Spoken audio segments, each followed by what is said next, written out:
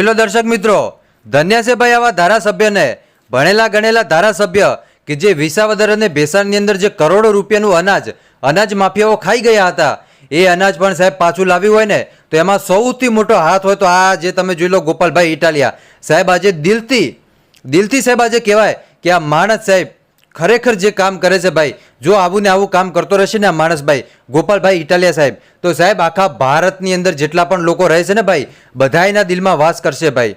તમને ખબર છે કે અત્યારે વિસાવદર અને ભેસાણની અંદર જે કરોડો રૂપિયાનું અનાજ ચોરી થઈ ગયું ભાઈ, કયા મહિનાનું? તો કે ભાઈ જૂન અને જુલાઈ મહિના.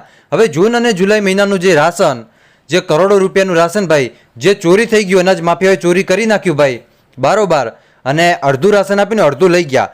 અને સાહેબ આ રાશન માટે આ ગોપાલભાઈ ઇટાલિયા કે જેમને એક દીકરી છે ભાઈ, અને જેના ઘરે દીકરીનો અવતાર હોય ને એને લક્ષ્મી કહેવાય ભાઈ.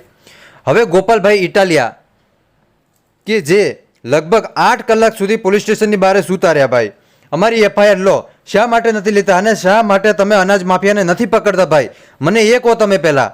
અને પછી સાહેબ પોલીસ સાહેબ એમના કામકાજે લાગી અને પછી સાહેબ અનાજ માફિયાઓને પકડી લીધા સાહેબ. તો આ છે મિત્રો આપણે ગોપાલનો પાવર સાહેબ. એમને એમ દિલથી નથી કહેતા લોકો જય ગોપાલ સાહેબ. આજે ગોપાલભાઈ ઇટાલિયાએ જે કામ કર્યું ને એ આખું દેશ જાણે ભાઈ.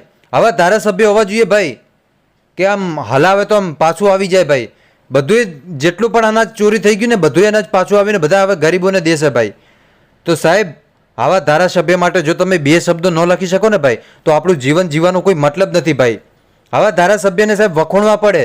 આવા ધારાસભ્યને આપણે વખોણીને એમને કહેવું પડે કે વાહ સાહેબ તમે જે કામ કર્યું આમ લાગવું જોઈએ. જો કદાચ ધારાસભ્ય આપણો વિડીયો જોઈ લે ને ભાઈ તો એમને એવું ન થવું જોઈએ કે આટલું સારું કામ કરું, હું લોકો માટે લડું ને લોકો મારા માટે એમ દિલથી પ્રેમે નથી, એમ ન થવું જોઈએ ભાઈ. આમ ભરીને કોમેન્ટ કરો મારા ભાઈ કે સાહેબ તમારું કામ બહુ સારું. એક કોમેન્ટ કરશો ને તો સાહેબને એવું લાગશે કે ના એક કોમેન્ટ એમના બરાબર 1 લાખ બરાબર છે ભાઈ, કે 1 લાખ લોકોએ મને કીધું. તો તમે શું કહેશો કોમેન્ટ કરીને જરૂર બતાવજો. મળીશું આપણે નવા વિડીયોમાં. ત્યાં સુધી બધાને જય માતાજી, જય દ્વારકાધીશ.